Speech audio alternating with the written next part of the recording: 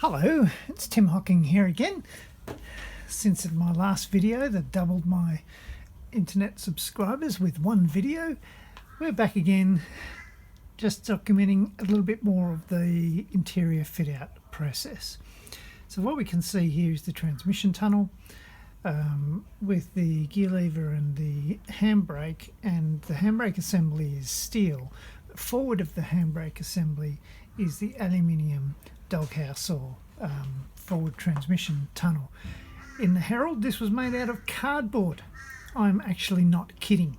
So aluminium here, and I've used the rivet and bond method to join that, and we'll go and have a look at another angle from the front.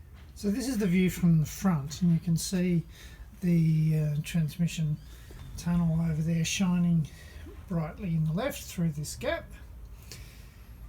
The main section here I've done flat, primarily so that I've got a place to rest things like the ignition coil and the voltage regulator, which I hooked up but didn't hook up too well, so that'll be done by a professional when I can get this together.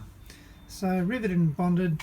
It's doesn't look very flash, so I'll give it a bit of a lick of paint before we're through. So the bit we're going to be working on today is this bit under here that you can see behind the pedals to the right of the driver, where you can see that kind of greenish tinge of the underside of the fiberglass body.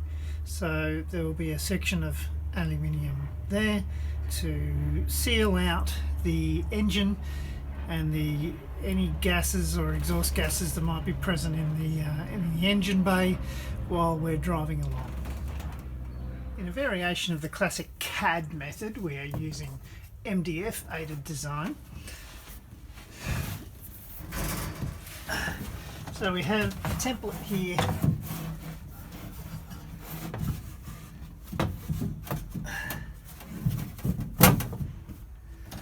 that approximates what the piece of aluminium needs to be when we're finished, and so that it can sit up in there in amongst all the bits of struts and tubular supports, square tube.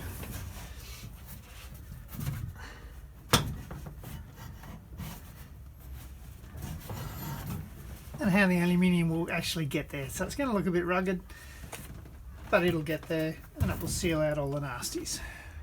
So down here in the rat cave, we need to transfer that image or this cutout onto the piece of aluminium so that we can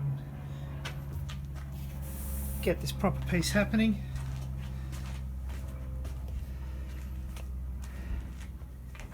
Now there's a few things on here like seam allowances that I'll sort out with the measurements after we've put all of this stuff into the onto the aluminium.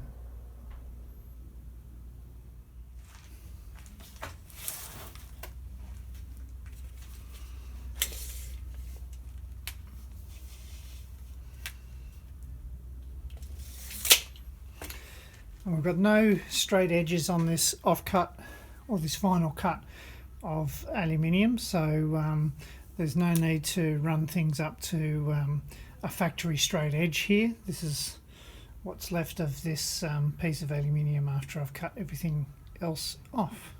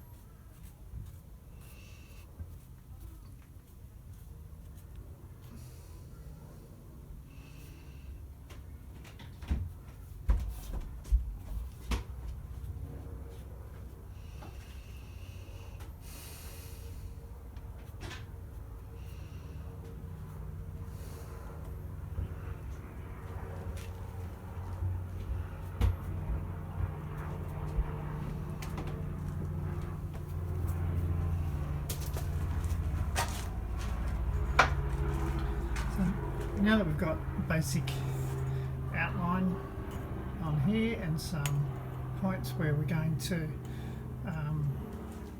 mark the corners, we'll now mark it up with a proper ruler.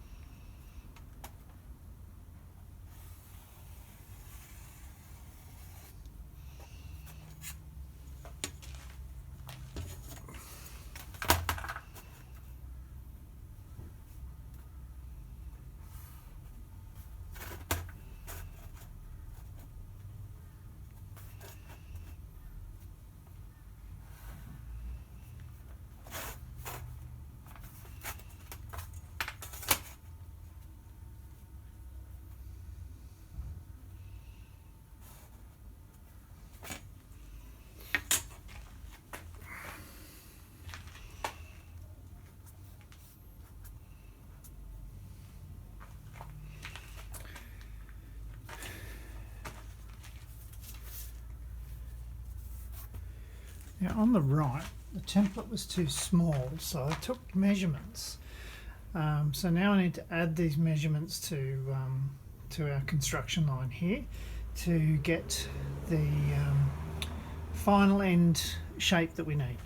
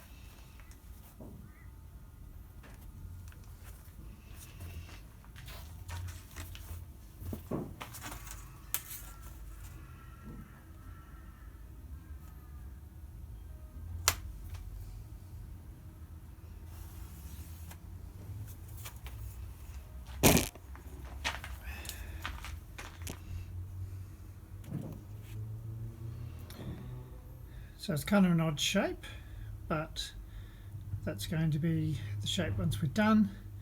And we're going to add a little bit of a seam allowance to the bottom and the forward section,